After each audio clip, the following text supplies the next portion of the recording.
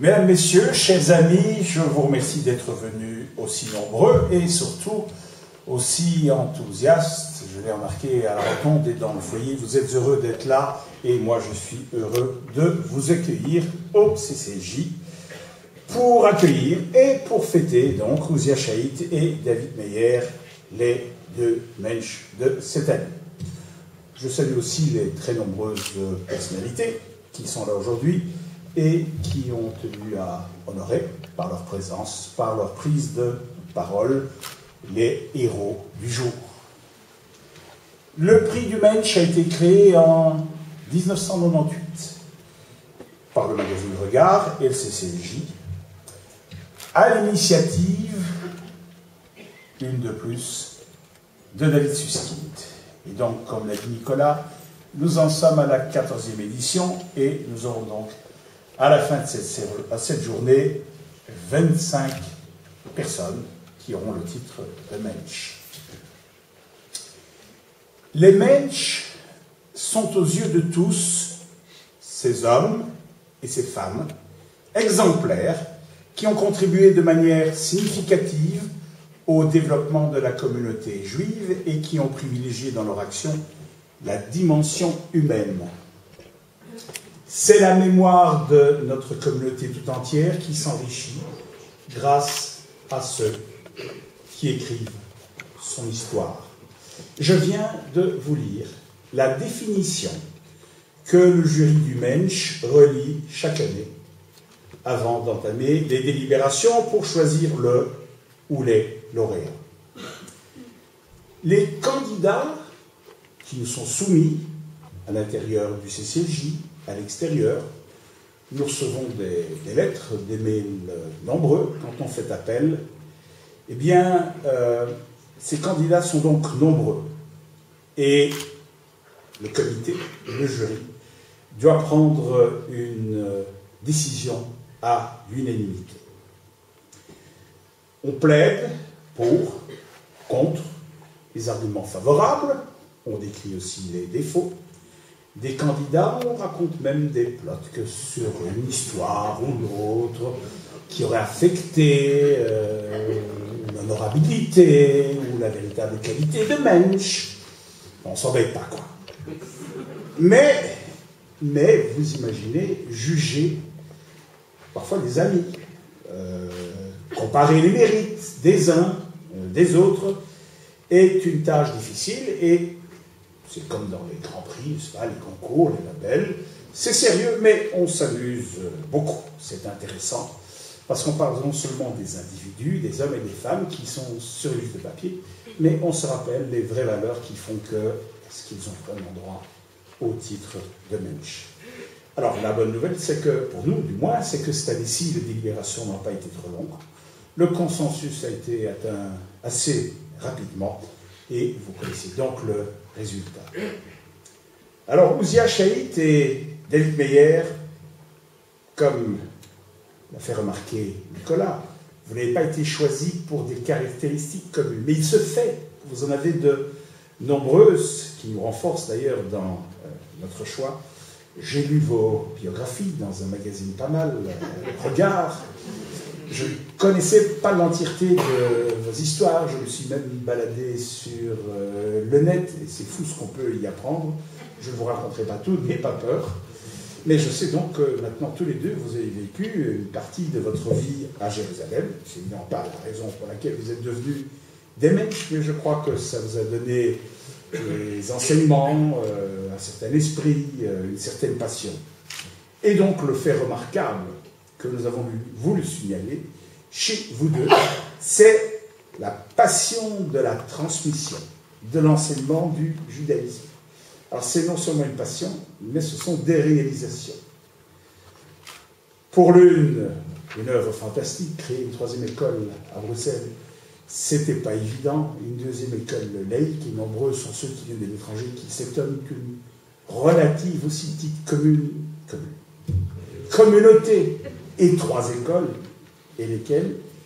Et puis, le plus jeune de nos Mensch, David Meyer, n'en est en fait qu'au début de sa grande œuvre de communicant de transmetteur d'enseignants. Et vous l'avez fait tous les deux avec une totale ouverture d'esprit, avec courage et intelligence, sans crainte d'affronter la critique.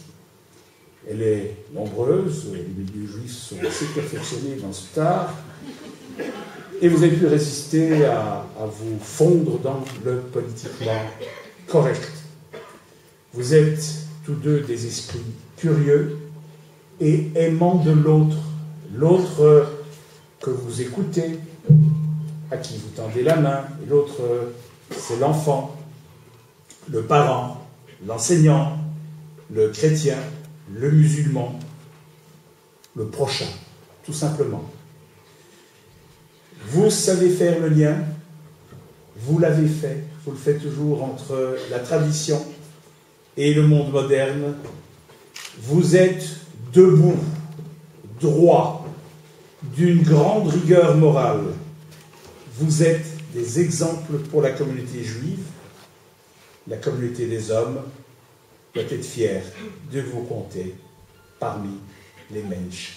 Recevez mes félicitations.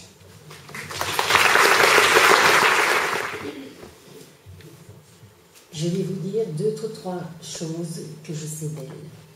Il faut imaginer Ouzia avec une longue queue de cheval noir, retenue par une pince, l'arrêt au milieu, un très grand tablier à carreaux bleus et des chaussures à talons plats. C'est comme ça que je l'ai rencontrée pour la première fois en octobre 68. J'avais 20 ans. Je me présente rue américaine pour postuler une place d'institutrice en première année. Je m'attends à être reçue par la directrice de cette école, Gagnez-nous, école dont je n'ai jamais entendu parler. Pour moi, dans mon imaginaire, une directrice d'école, ça a les cheveux relevés en chignon et bien laqués. Ça porte un tailleur 2 pièces avec une broche et surtout des hauts talons. Mademoiselle Zanbern me reçoit dans un tout petit bureau. Bonjour madame, j'ai rendez-vous avec la directrice. C'est moi, première classe. Et me voilà d'un seul coup totalement déstabilisée. Et j'ai droit à un interrogatoire poussé sur mon niveau d'orthographe, mes lectures, mes hobbies, mes projets, ma famille. Je me lance, je réponds très poliment à ce déluge de questions. Elle m'écoute très attentivement, sérieuse, d'un air assez sévère. Et elle note tout, absolument tout. Elle écrit sans arrêt dans un carnet. Carnet qui, je le saurai plus tard, ne la quitte jamais.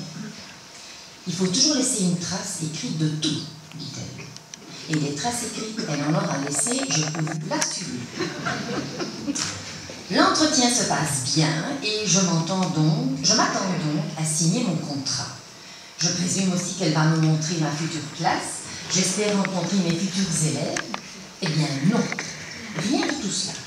C'était mal connaître Ouzia. Enfin, je veux dire, mademoiselle Zanbern. Elle me demande de revenir pour passer une leçon test, comme les 3 autres postulantes à cette place. Mon sujet imposé est « Je prépare des carottes râpées ». Je suis morte de craque, mais la leçon se passe bien et je reprends confiance. Me voilà engagée à l'essai pour 3 mois. 3 mois où mademoiselle Zanbern vient s'asseoir tous les jours au fond de ma classe. Elle m'écoute et elle note tout dans son carnet. Elle intervient pendant mes leçons, me donne des conseils, m'ouvre des nouvelles portes. En un mot, elle me forme. Je me rends vite compte que je ne suis pas sa seule victime. Infatigable, Ouzia suit ainsi tout le monde. J'apprends donc beaucoup et finalement, mon contrat, je le signe. Le capitaine Ouzia a engagé un nouveau moussaillon. Bienvenue alors, et nous naviguerons longtemps ensemble. Je me dis, la mer est calme, je suis tranquille. Eh bien non, c'était mal connaître Ouzia. Chaque matin, elle est à l'école à 7h30. Il n'y a encore personne, mais Ouzia est déjà là, active, donne ses coups de fil, reçoit des parents, écrit son courrier et est prête à nous accueillir à 8h30, tapante, quand sonne la cloche. Nous sommes dans la cour, les rangs se forment, Ouzia aussi est dans la cour, avec sous le bras son panneau fermé. Où va-t-elle aller? Dans quelle classe va-t-elle s'asseoir? Quelle leçon va-t-elle écouter? Va-t-elle former? Qui va-t-elle conseiller? Qui aura aujourd'hui le privilège d'apprendre avec elle? Pour moi, chaque matin, c'est la hantise. Tremblante devant mon rang, le cœur battant à tout rompre, et c'est le même scénario, tous les jours de l'année. On n'a jamais de répit. Ouzia a une santé de fer. Elle n'est jamais malade. Elle n'est jamais absente. En 1978, en désaccord avec la philosophie prise par Gamenou, Ouzia décide, avec l'aide de quelques parents audacieux, de créer une école selon ses principes. Et c'est ainsi que Beta Vive voit le jour. Le succès est immédiat et me voilà engagée dans cette nouvelle école. Ouzia reste infatigable. Et nous avons droit à la PNL, le cercle magique, entrage, initiation à la Bible, la sophrologie, les conseils de classe. Ça n'arrête pas. Et puis, je deviens maman. Et quand une de mes filles est malade et que je téléphone à Ouzia pour lui dire que je serai un peu en retard, elle me répond « Muriel, vos élèves vous attendent. Vous êtes responsable. » Un jour, en juin 1995, Ouzia décide de partir. Qui va remplacer ce coach irremplaçable? Nous sommes 4 à pouvoir y prétendre, mais personne n'ose. Moi, j'hésite beaucoup, mais Ouzia me dit « Muriel, ce sera vous. » Et comme d'habitude, je n'ai pas pu dire non à Ouzia. Mais elle me dit, vous serez 2 à me succéder. Vous serez chef d'école. Qui est l'autre personne? Vous verrez plus tard. Elle sera la directrice. Elle s'appelle Béatrice. Mais je vais m'entendre avec cette personne? Muriel, vous travaillerez ensemble. Personne ne vous demande d'être amie. Et si je refuse? Mais Muriel, vous allez accepter? Je vous l'ai dit, je n'ai jamais su dire non à Ouzia. Dès qu'Ouzia quitte l'école, nous devenons amis. Elle et moi, on se tutoie, enfin. Et maintenant, quand on se voit, elle n'a plus son carnet. D'autres que moi vous parleront tout de suite d'une autre Ouzia, ou de la même Ouzia, mais autrement. Moi, j'ai simplement voulu vous parler de mon Ouzia à moi. Je vous remercie de votre attention.